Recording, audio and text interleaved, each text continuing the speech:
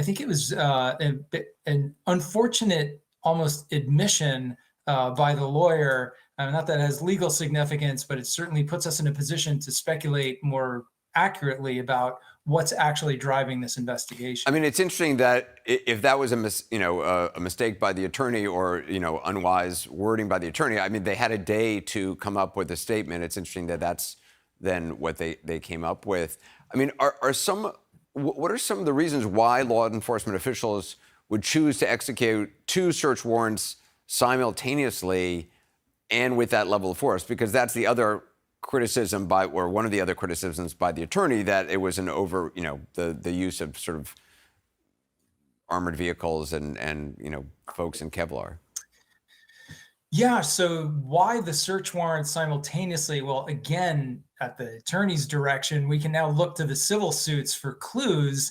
And one of them, for me, is that several of these victims alleged that Mr. Combs and his associates videotaped these sexual encounters. So that is exactly the kind of evidence that you would want to go to someone's home to see if you could find. So I would expect that that was probably included in the search warrants, both at the same time, because once you hit one house, the subject knows that you're probably going to hit the other houses looking for the same stuff. So you're better off doing them if you have probable cause in two locations, you're better off doing them at once.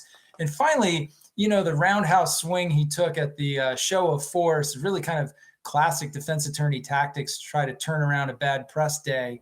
But in fact, Mr. Combs has a long history of being investigated for things like assaults, harassment, threatening people with baseball bats and kettlebells and things like that.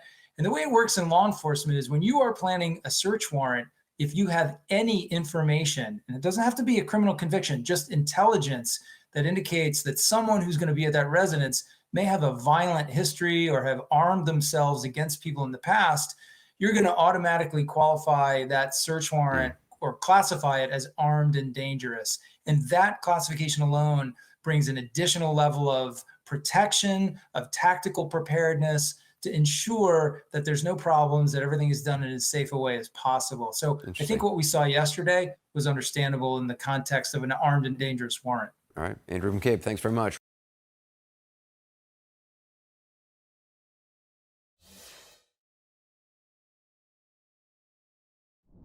A former FBI deputy director also went on the record to talk about why the raids at Diddy's homes was so aggressive